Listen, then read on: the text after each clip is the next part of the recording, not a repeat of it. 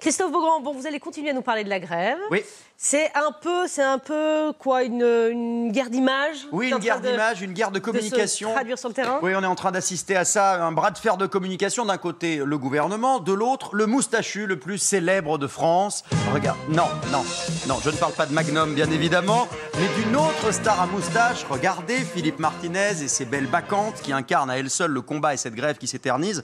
Le leader de la CGT cristallise les critiques et il s'offre même la une du Point cette semaine. Si vous ne l'aviez pas vu, regardez, c'est une couverture dont on parle beaucoup, notamment sur les réseaux sociaux. Non, ça n'est pas celle-là, ça c'est la parodie justement. C'est pas grave, on va regarder la une du Point pour mieux comprendre. Il faut regarder la une de départ, sinon ça fonctionnera pas. Vous l'avez pas? Si on l'avait, voilà, la voici. Comment la CGT ruine la France, et cette photo donc mythique de Philippe Martinez, particulièrement souriant, hein. Très joli choix de photo. Et regardez en haut à gauche, ça tranche avec Arnaud Lagardère, tout sourire.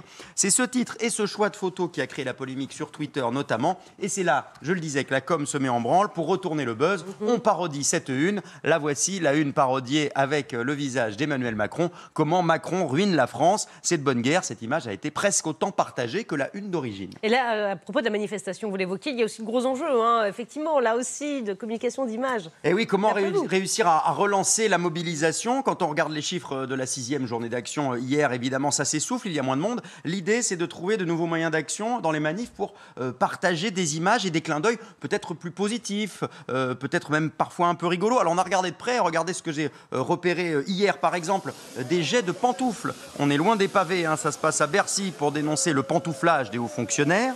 Pour compenser les slogans violents anti-flics sur le mode, vous savez, tout le monde déteste la police, regardez, on a vu des nounours posés sur un barrage de gendarmes mobiles. On apprend au passage que ces nounours ont été installés par les habitants du quartier. Il paraît qu'ils sont cultes, ces nounours sont les nounours des gobelins. Donc, je ne sais pas, quand on habite dans le 13e, paraît-il, il y a des nounours de temps en temps. Oui. Ils sont censés apaiser les tensions. Ici, on avait fait un reportage. Ah ben voilà, c'est ça.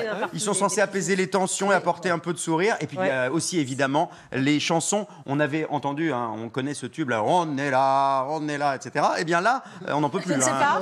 On est là.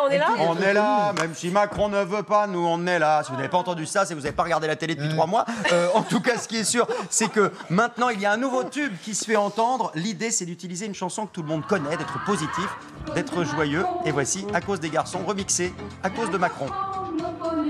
Capitalisation à cause de Macron.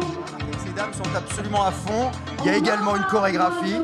Alors, à cause de Macron, va-t-il devenir le nouveau tube des manifs? La chanson va-t-elle permettre de remobiliser les troupes? Elles sont vraiment à fond, hein. En tout cas, ça nous a permis de conclure cette semaine en musique et ça, c'est déjà pas mal. On met un peu plus fort?